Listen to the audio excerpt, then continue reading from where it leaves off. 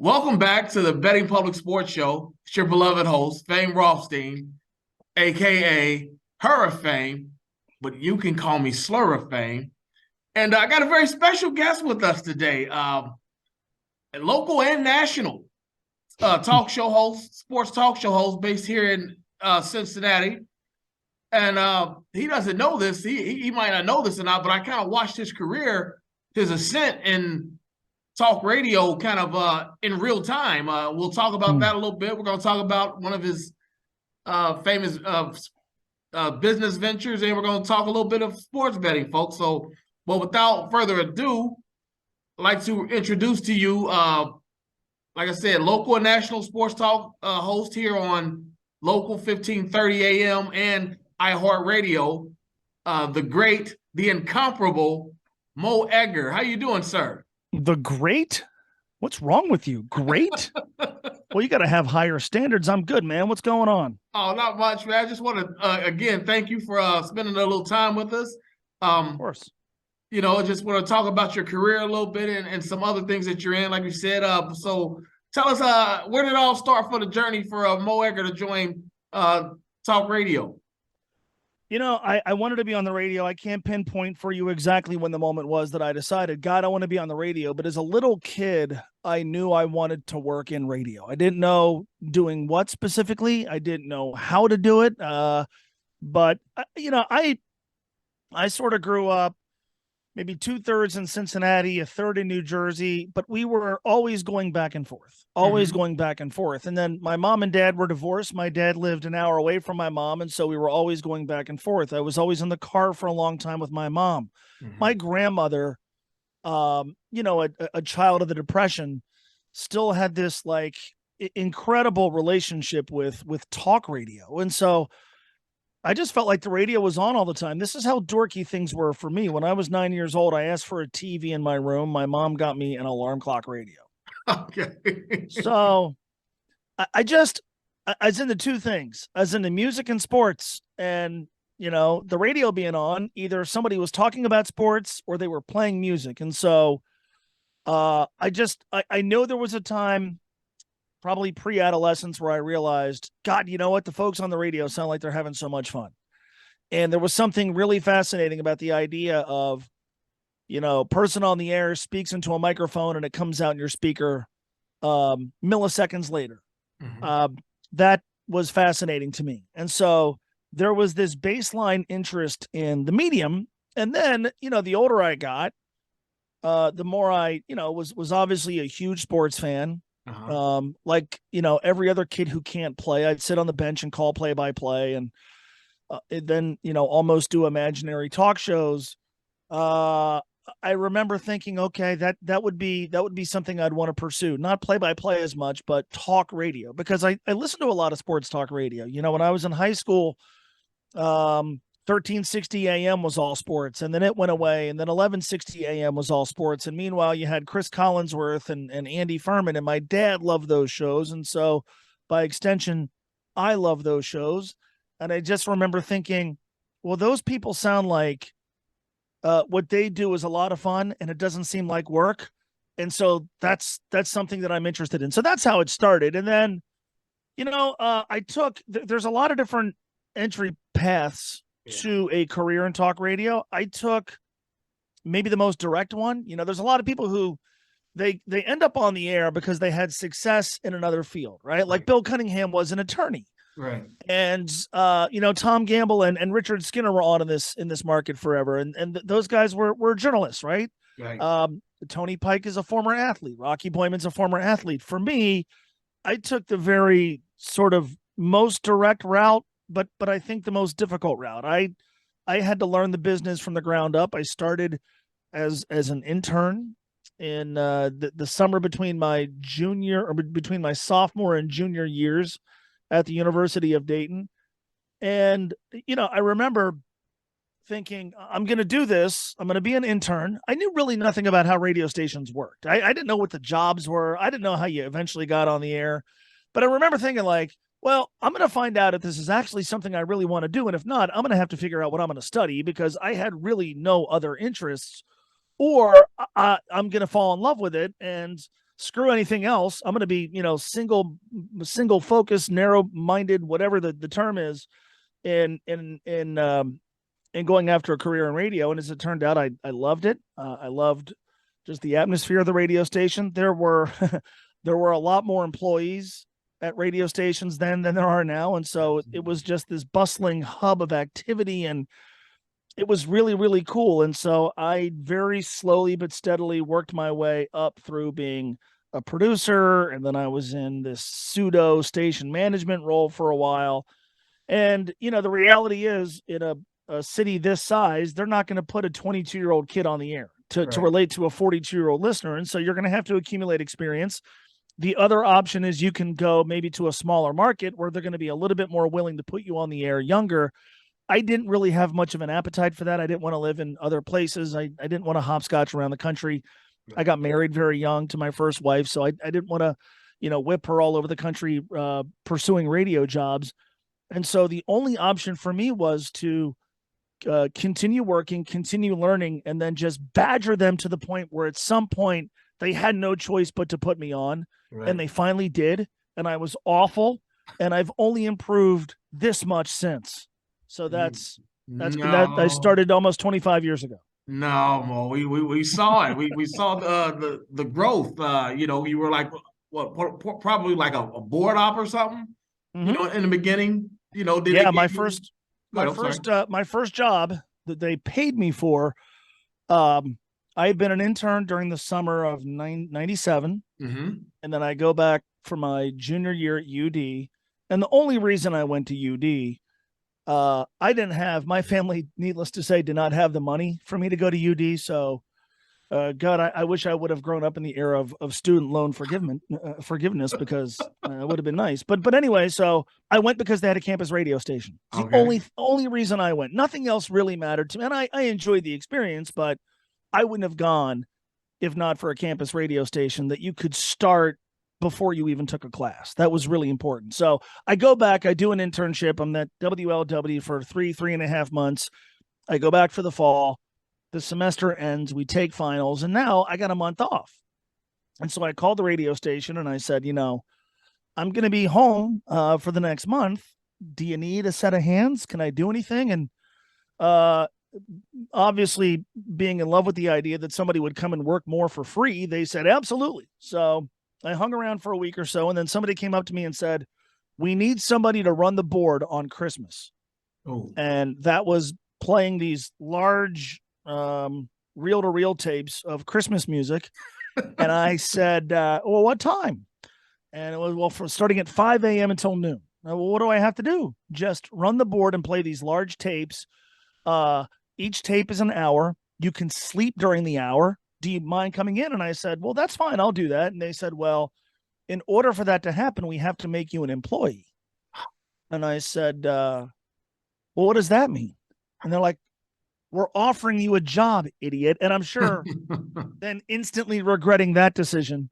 So that was my first job. I was a weekend / part-time board operator. And then my senior year, I became full-time, and they gave me the responsibility of producing the Jim Scott show in the morning. Oh, yeah. And that was running the board. It was booking guests. It was coming up with show ideas and doing this during my last year at UD, which, as you well know, is an hour away from where the radio station was. So that senior year was kind of hard, but at least I knew that I was going to have a job as long as I didn't screw it up when I graduated, unlike a lot of my buddies. So that was sort of the beginning. And now look, here we are a quarter of a century later.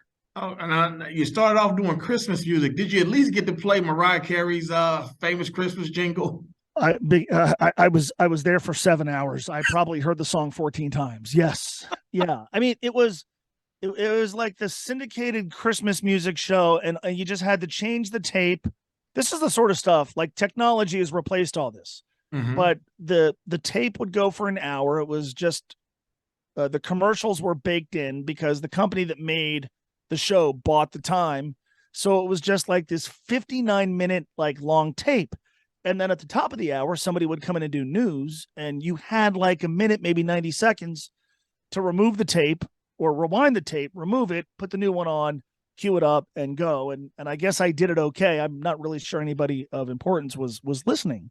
So if I screwed it up, it wouldn't have been the worst thing in the world. But yeah, I slept for most of it and just sort of woke up and changed the tape and said hi to the news person and went back to sleep. But yeah, that was my first paid gig in radio a long time ago.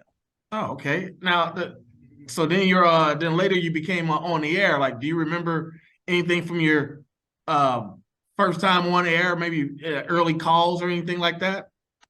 Yeah. So my first time on the air at 700 WLW sounded exactly like my first time on the air at Flyer Radio 99.5 at UD. I mentioned the only reason I went to UD was they had a campus radio station, and Right. for freshmen, you got the lousiest shifts. So my first shift, I was on Wednesday mornings and Friday mornings from 2 to 5 in the morning, right? Ooh. Not great for a social life, but Right. Wednesday morning, Friday morning. So I was literally on the air. Classes started on a Wednesday at like 9 a.m. for me. Mm-hmm. And the thing about UD is they put you on the air immediately. Let's go. So I was on the air before I ever took a class. So here I am. That you had to play 3 songs and then do what is called a back sell. Hear the 3 songs, hear the 3 songs coming up, mention the time, mention the temperature, and shut the F up. Get out. That's no screwing around. Okay.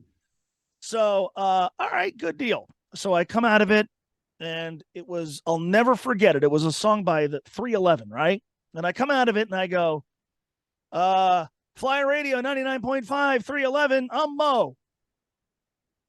And I totally lock up. So that was the beginning. And then, so that was in the fall of August of 95. So many years later, after badgering them to give me a shot, let me do Reds extra innings. Look, they finally put me on after a Reds Rockies game. This is Okay. like 2003, 2002. Reds Rockies on a Saturday night. The extra inning show ends at midnight. So the game starts at like 8 o'clock, which means the extra inning show is going to be maybe 30 to 45 minutes on a Saturday night, right? Not like a 3-hour show, but I'm thrilled, right? So I go on the air and it's extra innings, blah, blah, blah. Hey, this is Mo. Reds lose 6-2 and locked up again. So, and again, it really, frankly, since then hasn't gotten all that much better. But that was my first time. I slowly became one of the fill-ins. So maybe never their first choice to fill in, but I mean, especially back then, between WLW and what at the time was 1360 Homer. 1360 Homer had more live shows than we do now. And Right. obviously WLW at the time being a 24-hour live and local talk radio station, you got to have somebody on. So invariably, once I became a member of the roster of fill-ins, if 4 or 5 people would say no, they would ask me.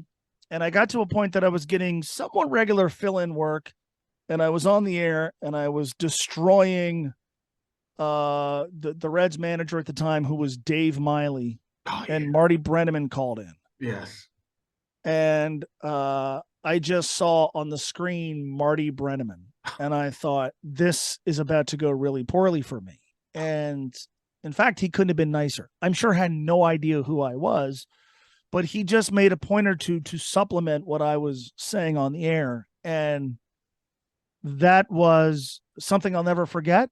It's something I've never brought up to him. It's something that he probably doesn't even remember. Mm-hmm. But I remember being just scared to death. Like, what if I don't take this call? What's going to happen to me?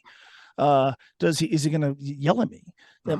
What's going to happen here? And all he did was he wanted to just add something to what I was saying. And I'm sure somebody maybe put him up to it. I don't know, but that was really cool. And it made me feel like, all right, I just went 4 or 5 minutes with Marty Brenneman, and here I was 27, 28 years old, really having no idea what I'm doing. If I could do that, then maybe I could one day do this on a full-time basis.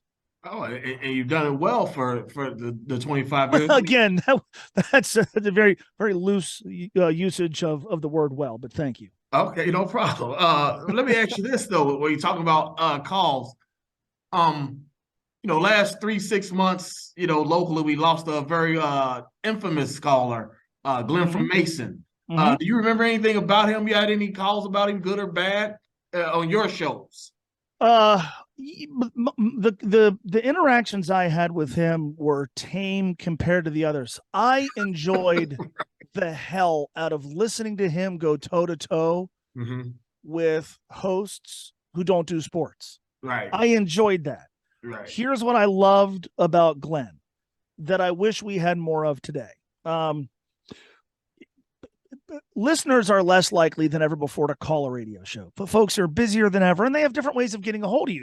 It was when I first started in the business, if you wanted to contribute to a show, if you wanted to say something to the person on the air, you could call them on the air or send them a letter. Okay. We weren't really emailing. There was no Twitter. Now, folks, are you going to sit on hold for 15 minutes and sit through a break and wait in line behind other people? Or are you going to send a tweet or an email? Unfortunately, and I certainly don't blame listeners for doing this, it's the easiest way, but it's not good. People, I'll say to sometimes like, hey, call the show. It's like, well, I send tweets. Like, fine. Me reading your tweets not as good as us having a conversation, right? My job is to create a compelling show, and callers are less of a part of that than ever before, and not because we don't want them to be. They're just less likely to call. And the other thing is, and I think this is a byproduct of just, unfortunately, the era, the time that we live in, people are less likely to call and engage in a discussion with somebody that they disagree with. And the really good talk radio shows, I think, incorporate a variety of opinions. Right. And not manufactured debate. Not, I'm going to say this even though I don't believe it, to stir up callers. That's not, it's not what I do. And for the most part, it's not what people in my business do. But what I loved about Glenn is he had no bones about calling somebody that he disagreed with and calling them out. Right. Yes, I like that. That is, to me, that should be a fundamental part of what we do. Many, many years ago, I was running the board for somebody named Rick Robinson. Okay. And Rick was a former state trooper, and somehow somebody decided to give him a shot on the air. And I don't really know why, but they did. And I'm running the board for him, and running the board involves, screening the calls. Now, as a host, I'm not a big believer in screen out the calls. I just want to make sure you make sense. Where are you calling from? And are you adding to the topic that we're talking about right now? For Rick, screening the calls meant don't put people on hold who disagree with me. And I remember saying to him, well, what the hell are you doing this for? If your objective is to be agreed with, you're in the wrong damn business. Number two, the entertaining part of a show is the debate. So no, I want you to take the people who disagree with you. So I actually lied to him. And I would say, like, Steve on line 2 says you're right. He'd put Steve on line 2 on, and Steve on line 2 would say you're wrong. To me, if you're secure with your opinion, if you've prepared, and done background on what you're talking about, you should be willing to handle all comers. And to me, the best hosts are the ones that allow the audience to, at times, change their mind. Right. So what I loved about Glenn is he was willing to come into the ring, man. And, we would disagree on things vehemently. And then, all right, man, thanks for calling. Good talking. To me, somebody's going to give them your time. They're going to wait on hold. They're going to listen to your show, and they're going to be invested enough in what you're talking about. Hear them out. And would he change my mind on things? Probably not. We did agree on some things, but I appreciated the willingness to engage in a debate, in a friendly debate. It's not name calling it at the end of it. Dude, exactly. We're talking about sports. We're not solving the world crises here. I wish in our business there was more of that. And unfortunately, whether it's in sports or otherwise, the people who watch Fox News, they watch Fox News because they want somebody who's going to say what they agree with. And the people who watch MSNBC because they want to nod along with the people who are saying things they agree with.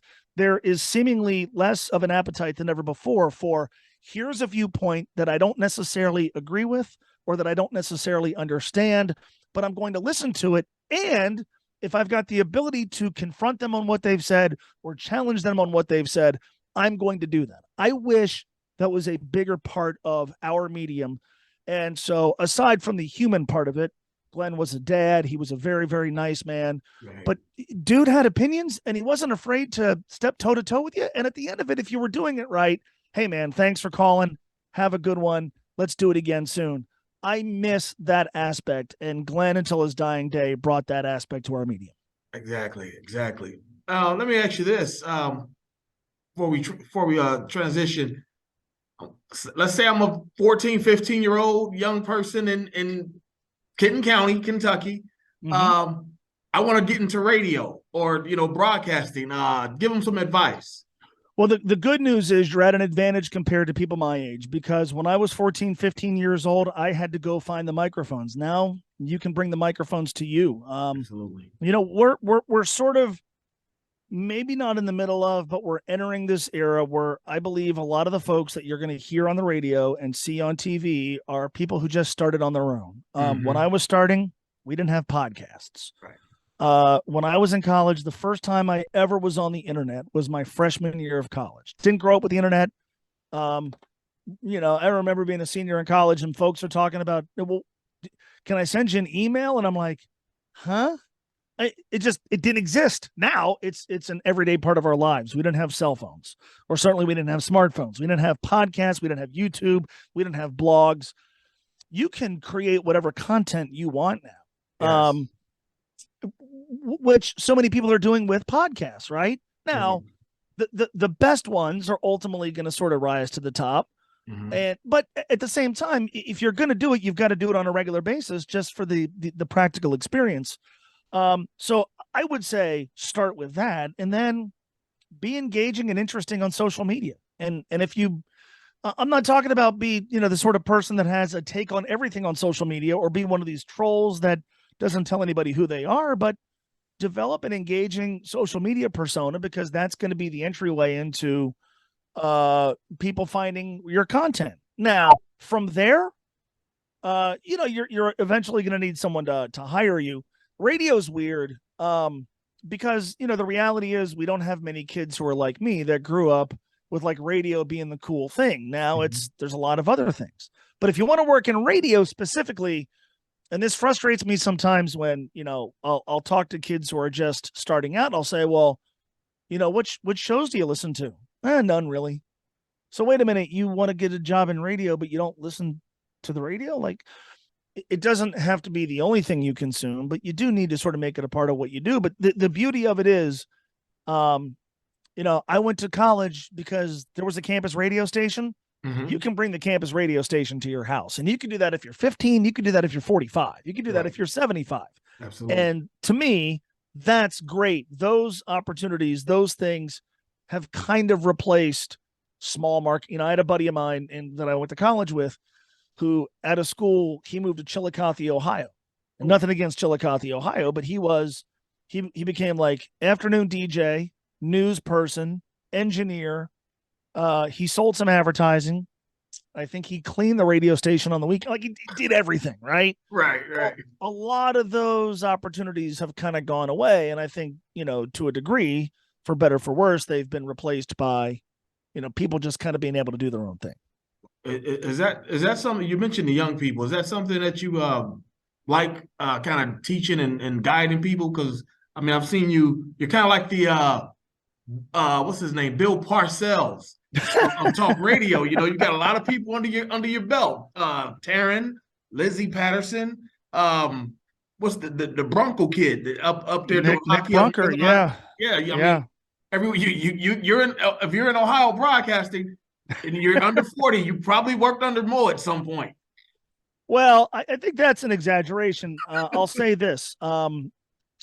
Unfortunately, companies like ours, and it's not just ours, we don't do internships anymore. Okay. And I think that's sad because you're basically turning people away before they even have a chance to see if this is something they want to do. I wouldn't have the career that I've had if I wasn't an intern. Okay. The hands-on practical experience of being able to see how a radio station operates, develop relationships, get a sense of is this something that I really want to do. We have, as an industry, for the most part, eliminated those things. So I've always been a big believer in internships. Okay. And so when our show started, I wanted to have an internship program because to me, it was my way of, this is going to sound really pompous, of kind of giving back, right? I wanted to create opportunities that I had. And so, we had Lindsay Patterson, who you talked about. Lindsay was my intern. Mm-hmm. When my producer left, I wanted Lindsay to produce the show. And because I felt like we can teach you the hitting the buttons part of it. What we can't teach you is drive, initiative, want to, passion, stick to itiveness, all those sort of things. Lindsay had that stuff and was a phenomenal producer for 5 years and then went off and did her own thing. Look, nobody just says, I want to spend the next 40 years producing radio shows. It's supposed to be a jumping off point to something else. Absolutely. So Nick Brunker ultimately became the voice of the Cincinnati Cyclones. And I believe had, and I'm sure still has, the chops to be an NHL play-by-play announcer. He didn't learn any of that doing our show, but he had a sense of sports radio and how it works, and he developed contacts. James Rapine. James used our show as a springboard to now he's one of the foremost local NFL experts in this country. Yes. And he's writing, but he's got a radio background. And you talk about Taryn.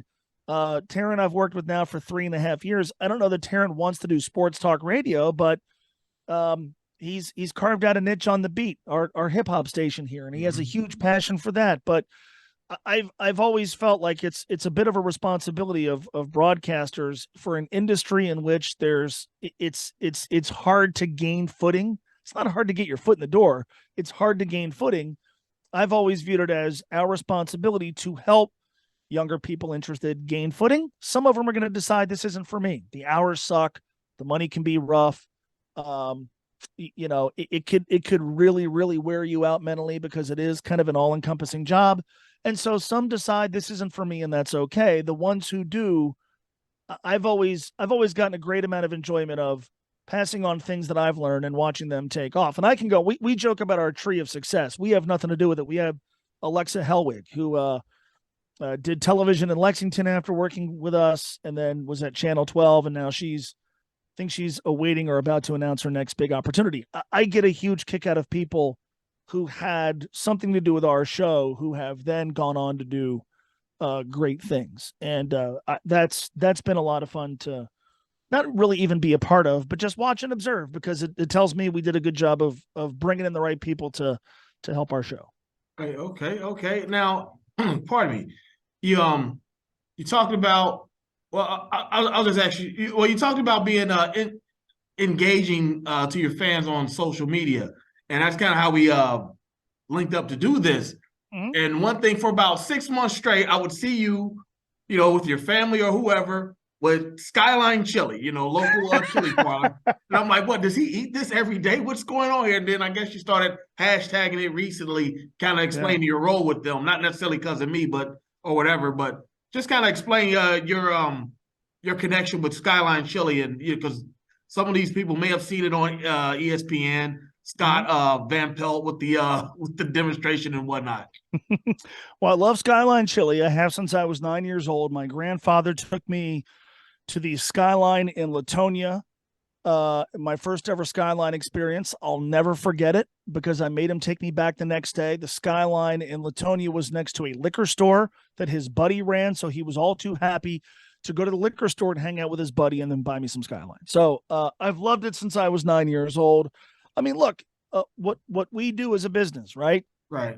And the business only works if you can get advertisers, and the best advertisers are the ones that you that have products that you enjoy. And so we have been lucky. I've been lucky to develop a relationship with Skyline that, yes, it's transactional. They advertise, I represent, but even if I didn't, my my obnoxiousness with Skyline has no limits. As we're talking about it, it's 11:32 on a Monday. We're approaching lunchtime. You mentioned Skyline, and now I'm starving. But for me, I above and beyond loving Skyline and loving the company, it was a goal of mine and important of mine to establish myself with a connection with a pretty well-regarded local company. Mm-hmm. And at the top of that list for me, Skyline Chili. This isn't Joe's Chili where it's a dude selling chili, out of his van. That chili might be great, but I mean, to me, doing what I wanted to do, having a relationship with an established and revered local company that is identified with Cincinnati from people who don't live here was a goal of mine. And to do it with Skyline, again, we are a huge Skyline Chili family. And so to have that relationship is one that I'm deeply, deeply proud of. Oh, obviously. Now, I got to admit that what we're about to talk about, sports betting, I kind of got the idea of doing this podcast from your station. Oh, wow. Back in the day, we're about the same age. So back in the day, college age, whatnot. I would hear this show on weekends, and it was always about an $80,000 bankroll game. So, you know what I'm talking about? and see, yeah, so then I was a college basketball writer, and some things started happening that I realized, like, oh, you can actually do this. Okay.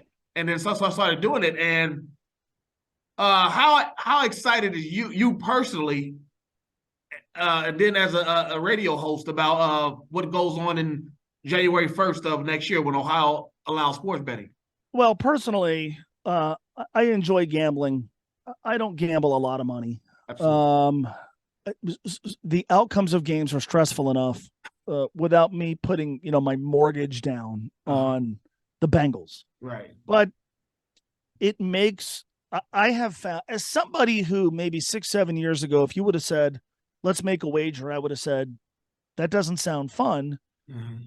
I've embraced it to the degree that it now makes watching sports a lot more fun and interesting. Yes. And that's what I enjoy about it. I also have really come to enjoy the vernacular, the way I listen occasionally to the Vegas Sports and Information Network. And it's just a different way to talk about sports through the prism of gambling.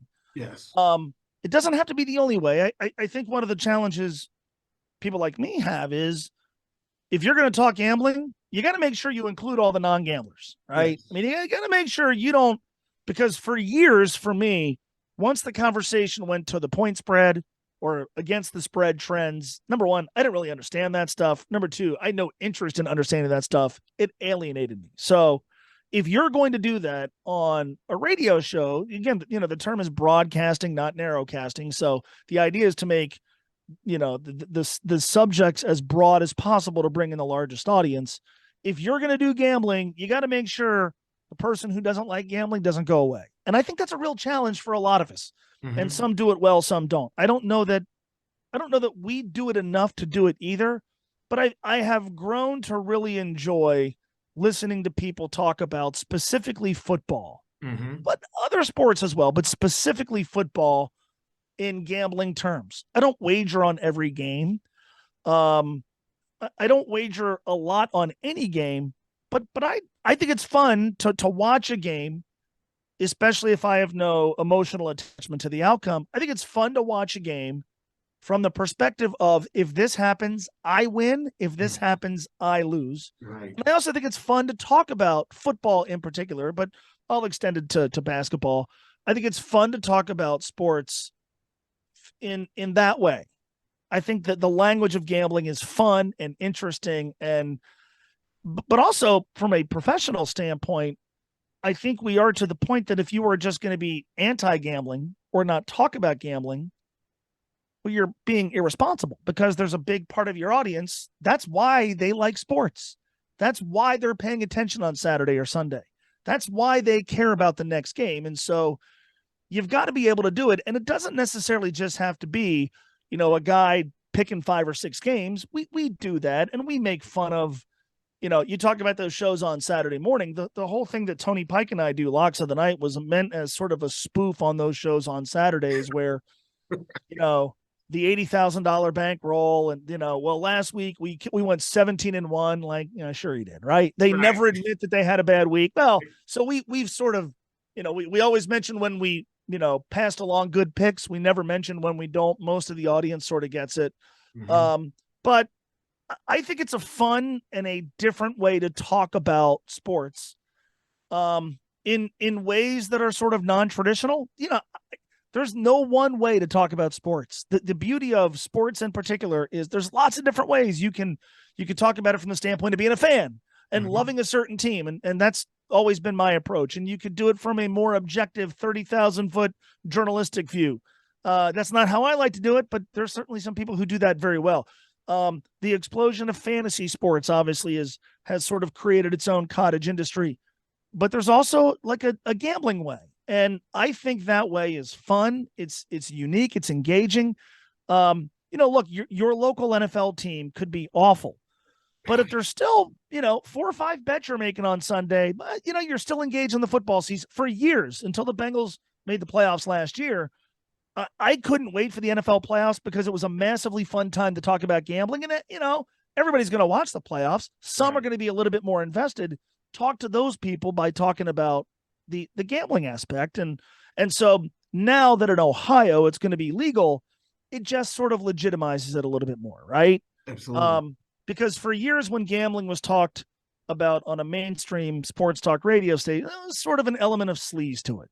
Maybe I didn't feel that way. Maybe you didn't feel that way, but especially those dudes on Saturday morning. Now it's a lot more mainstream. I mean, I watch College Game Day and I watch the NFL pregame shows, and they're referencing point spreads and over-unders. And I mean, I even heard somebody talk about a teaser bet the other morning, and I'm like, wow, 6 years ago, nobody would have done that. Now it's just a way to talk about sports, but it doesn't have to be the only way you talk about sports. And I do think there are a lot of fans who follow, does a team cover, does the over hit? Yes. And they don't really have any money. It's interesting. It's another interesting angle when we talk about the sports that we love. Over with Pete Rose and whatnot, and how his situation is nuanced for you. Well, first of all, there's lots of different ways to talk about Pete Rose, specifically as it relates to what's happening with the legalization of gambling around the country in Ohio and the way it's been embraced by Major League Baseball. MLB, Major League Baseball deserves a lot of criticism for a lot of different things. I absolutely do not blame them for partnering with gambling companies because they need to tap into every conceivable revenue stream, and this is a huge revenue stream. A lot of folks have chosen what's happening with baseball and gambling.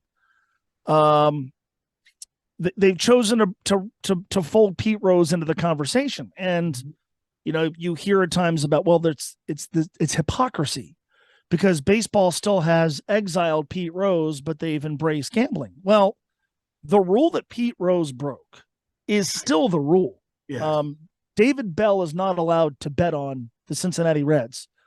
If he did, I would advise him to not bet on the Cincinnati Reds because he has a front row seat for how bad they are. But an active major league player, manager, coach, general manager, scout, nobody working in the game is going to be allowed to make active baseball wagers. I have a friend of mine who works for an NFL team. Mm-hmm. He can't walk into a sports book. Right. He doesn't do March Madness pools. He can't play fantasy football.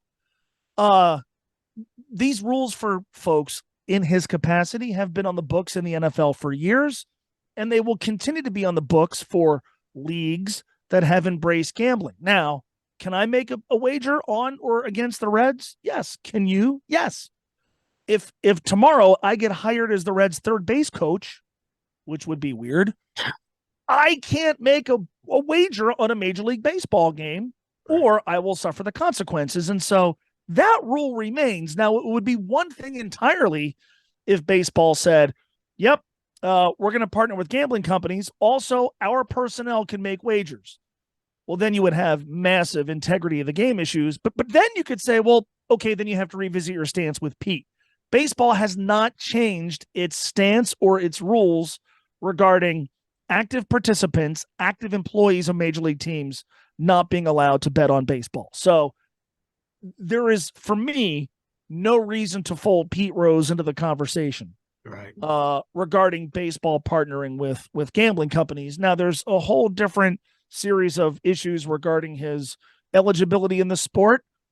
I happen to think that it is absurd that baseball continues to outlaw him for the simple reason that the lifetime ban has not been a lifetime ban. Let's see. The All-Century team, the 2002 World Series, which was with the 25 greatest moments, a handful of times that the Reds have been allowed to invite him back for his bobblehead, to retire his jersey number, to put him in the Hall of Fame. The Philadelphia Phillies did so this year. He participated in the All-Star game in 2015. Major League Baseball has suspended its own lifetime ban 7 or 8 times. Why? Because they can make money off of Pete Rose. It's either a lifetime ban or it's not. And so I certainly have no sympathy for Pete. Pete got an audience with the commissioner of baseball in 2015 and admitted, I'm still betting on baseball. Well, you idiot. If you want baseball to bring you back, don't admit, after lying during the meeting with Rob Manfred initially, when pressed, don't then admit, yes, I'm still wagering on baseball. I'm going to imagine the one thing they're going to want you to not be doing is betting on baseball if they want to let you back in. But I do think the idea of a lifetime ban is now absurd, because when baseball or one of its franchises has seen it to their benefit financially to bring back Pete Rose, suddenly he's allowed. Well, again, I mean, like, if I ground my daughter, I ground her. I don't ground her to say, okay, well, your best friend's over, you could play outside for 6 hours. No, it's a grounding or it's not.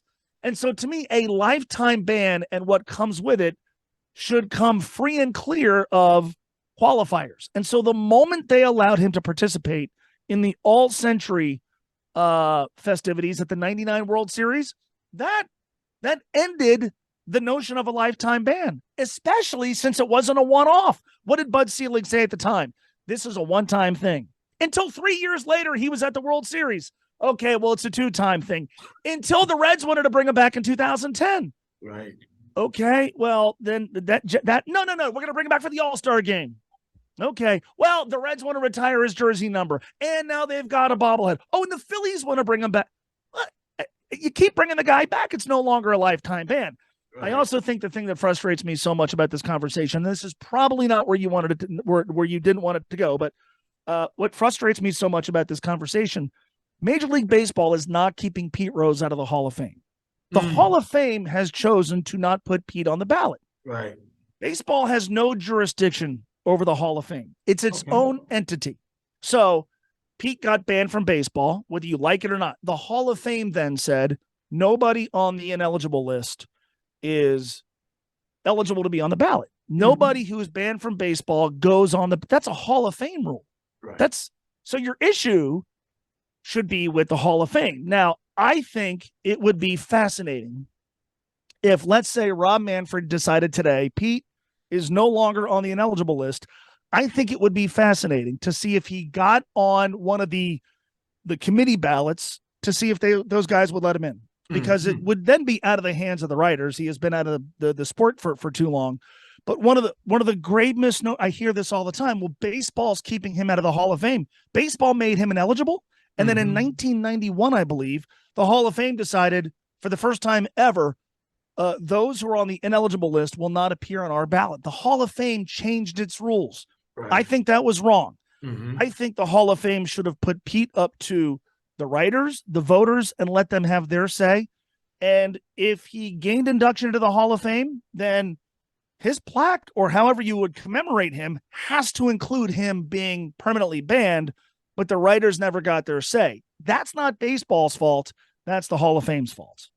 There you have it. There you have it. Now, before you go, I just thought of something. I need you to clear up something that percolates on social media from time to time, especially Facebook. Please explain Because I know that I've known some people that are in them. Please explain to the listening audience that many of those people, if not all of those people in the Skyline people, are actual Cincinnatians in the Skyline commercials. Oh yeah. What, you think they're bringing in Hollywood actors? You think you got people that have their SAG card, movie extras? You think they have, hey, my entryway into starring in a film with Robert De Niro's, I was in a Skyline commercial. No, those folks they're all from Cincinnati. They're all Skyline customers. I could assure you that. Yeah, one of them, like I said, one of them I personally knew and had to tell some, like, I know that guy graduated from Moeller in '95-ish. I know him. But yeah, there's a buddy of mine who's in a Skyline commercial, and I texted him. I'm like, I didn't know you like Skyline that much. What are we doing? Let's go. He's like, I should have called you. So yes, no, those are legitimate spots. I could assure you of that. There you have it.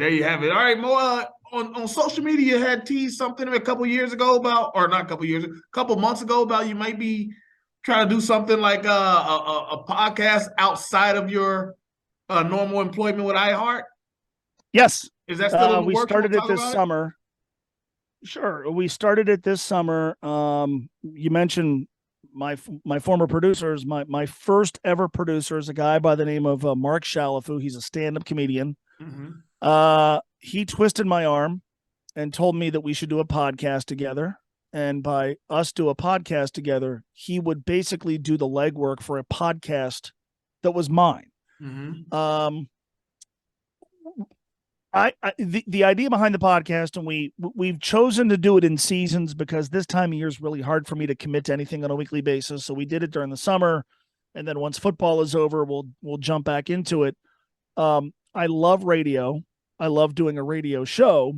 What a radio show does not really allow you is a chance to have long form conversations like the one we're having now. Most guest appearances, with a few exceptions, most guest appearances are 8 minutes to 10 minutes to maybe 12 minutes. And they're pretty quick and concise, right? Who, why, what, when, where. Mm-hmm. I have longed to do something that is long form that isn't entirely tethered to sports. Right. Not that we're doing deep political conversations because I can't think of anything worse.